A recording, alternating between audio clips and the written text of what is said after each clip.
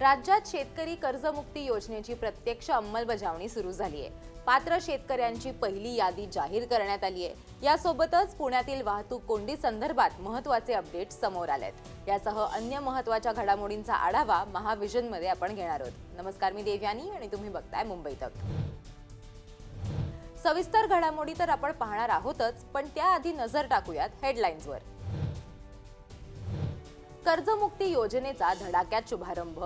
16,96,000 पात्र शेतकऱ्यांची यादी जाहीर। मुख्यमंत्र्यांनी प्रमाणपत्र वितरित केली। मुख्यमंत्री सहाय्यता निधीच्या माध्यमातून राज्यात 1.5 वर्षात जवळपास 452 कोटींची मदत। मुख्यमंत्र्यांची माहिती। नागपुरात महाआरोग्य शिबिराला चांगला प्रतिसाद।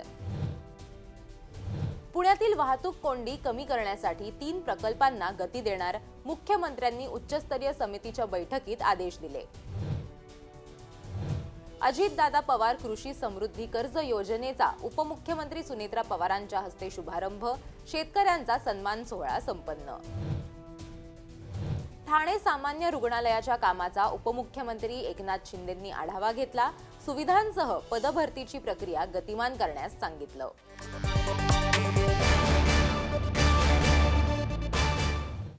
पहिली बातमी शेतकऱ्यांसाठी।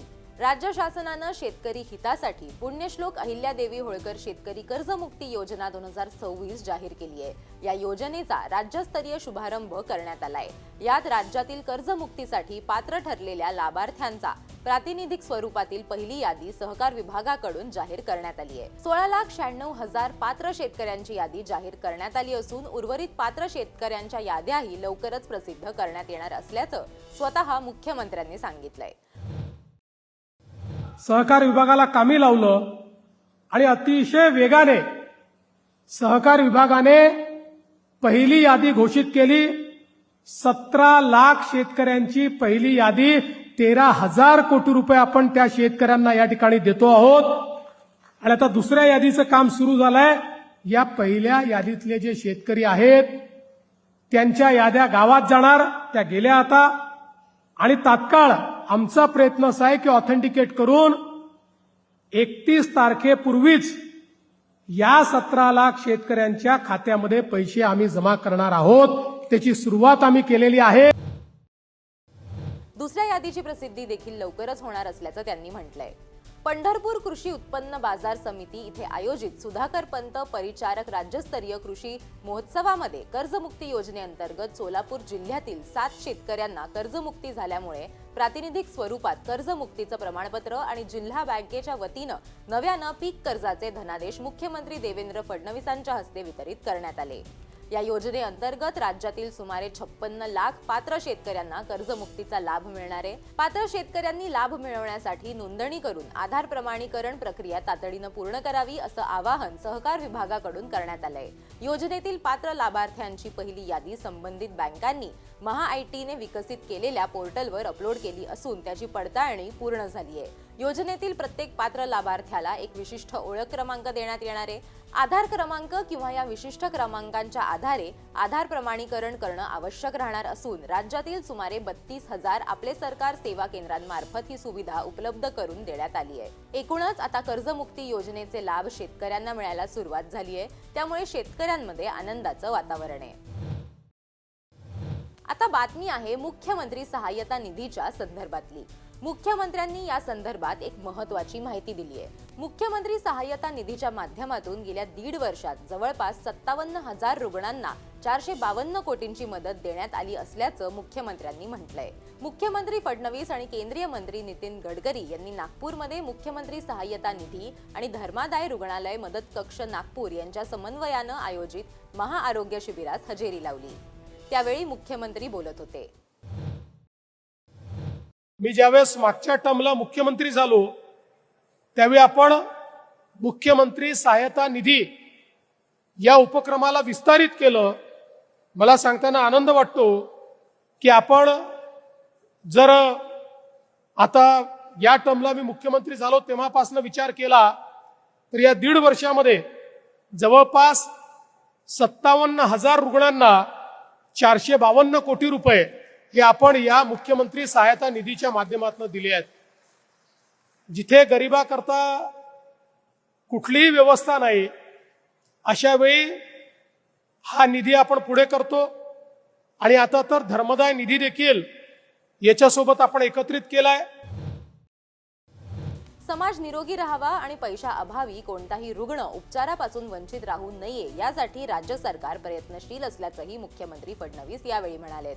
दरम्यान या महाआरोग्य शिबिराच्या माध्यमातून 31,000 रुग्णांची तपासणी करण्यात आली असून यापैकी सुमारे 4,500 ते 5,000 रुग्णांवरती निशुल्क उपचार करण्यात येणार आहेत. यावेळी केंद्रीय मंत्री नितीन गडकरी यांनी देखील या उपक्रमाचं कौतुक केलं. आता पुणे शहरासंदर्भातली ही महत्त्वाची बातमी आहे. पुणे शहरातील रहदारी दिवसेंदिवस वाढतीये. यामुळे वाहतूक कोंडीचा प्रश्न नेहमीच समोर येताना दिसतोय. मात्र आता या मुद्द्याकडे सरकारनं गांभीर्यानं लक्ष घातलंय. मुख्यमंत्री देवेंद्र फडणवीसांच्या अध्यक्षतेखाली पुण्यातील प्रमुख शहरी वाहतूक प्रकल्पांसाठी गठीत करण्यात आलेल्या उच्चस्तरीय समितीची बैठक नुकतीच झाली. यावेळी शहरातील वाहतूक कोंडी कमी करण्यासाठी 3 प्रकल्पांना गती देण्याचं निश्चित करण्यात आलंय. पुणे शहर आणि परिसरातील वाहतूक कोंडी दूर करण्यासाठी उच्च क्षमता उन्नत सामूहिक वाहतूक मार्ग, पुणे अंतर्गत रिंग रोड आणि बोगद्यांचे जाळे हे 3 प्रकल्प राबवण्यात येणार आहेत. या प्रकल्पांसाठी शासकीय जमिनींचा आगाऊ ताबा, भूसंपादन आणि प्रकल्पनिहाय प्रशासकीय प्रक्रिया समन्वयानं पूर्ण करून संबंधित पायाभूत सुविधा प्रकल्पांना गती देण्याचे आदेश मुख्यमंत्र्यांनी दिलेत. पुणे शहरातील वाहतूक कोंडी कमी करण्यासाठी उच्च क्षमता सामूहिक वाहतूक मार्ग प्रकल्प उपयुक्त ठरणार आहे.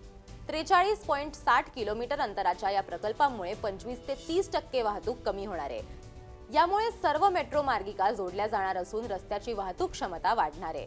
त्यामुळे HCMTR या प्रकल्पाचं काम लवकर सुरू करून 2028 पर्यंत पूर्ण करण्यात यावं, यासाठी आर्थिक मॉडेल तयार करून प्रस्ताव पाठवण्याचंही मुख्यमंत्र्यांनी सांगितलंय. यावेळी उपमुख्यमंत्री एकनाथ शिंदे, उपमुख्यमंत्री सुनेत्रा पवारांसह वरिष्ठ अधिकारी उपस्थित होते. पुणे जिल्हा मध्यवर्ती सहकारी बँकेच्या वतीनं आयोजित अजितदादा पवार कृषी समृद्धी कर्ज योजना शुभारंभ उपमुख्यमंत्री सुनेत्रा पवारांच्या हस्ते पार पडला. यावेळी शेतकरी मेळावा आणि आदर्श शेतकऱ्यांचा सन्मान देखील करण्यात आला. यावेळी सुनेत्रा पवारांनी अजित पवारांच्या धोरणांवरती प्रकाश टाकला.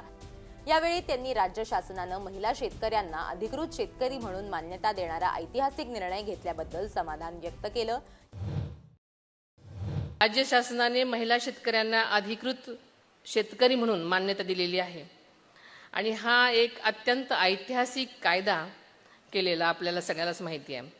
त्यामुळे लाखो माता भगिनींना प्रथमच शेतकरी म्हणून सन्मानाचं स्थान मिळणार आहे आणि मला खरोखरच अभिमान आहे की आज माझ्या शेतकरी महिलासुद्धा अत्यंत उत्तम काम करताना आपण पाहतो आणि शासनाच्या विविध योजनांचा लाभ अधिक प्रभावीपणाने या सगळ्यामुळे घेता येणार आहे. शिवाय आधुनिक तंत्रज्ञानाच्या मदतीनं शेतीला प्रोत्साहन देण्याबाबतही भाष्य केलं. यावेळी विविध तालुक्यातील आदर्श शेतकऱ्यांचा सन्मान सुनेत्रा पवार यांच्या हस्ते करण्यात आला. ठाणे आणि लगतच्या पालघर जिल्ह्यातील सर्वसामान्य नागरिकांसाठी दिलासादायक बातमी आहे. या परिसरातील नागरिकांना जागतिक दर्जाच्या आणि अत्याधुनिक वैद्यकीय सुविधा उपलब्ध होणार आहेत. ठाण्यात 900 खाटांचं अत्याधुनिक जिल्हा सामान्य रुग्णालय, महिला व बाल रुग्णालय आणि सुपर स्पेशालिटी रुग्णालयाचा प्रकल्प सुरू आहे. या प्रकल्पाचं काम अत्यंत वेगानं आणि फास्ट ट्रॅक पद्धतीनं पूर्ण करण्यात यावं असे आदेश उपमुख्यमंत्री एकनाथ शिंदे यांनी आढावा बैठकीत दिलेत.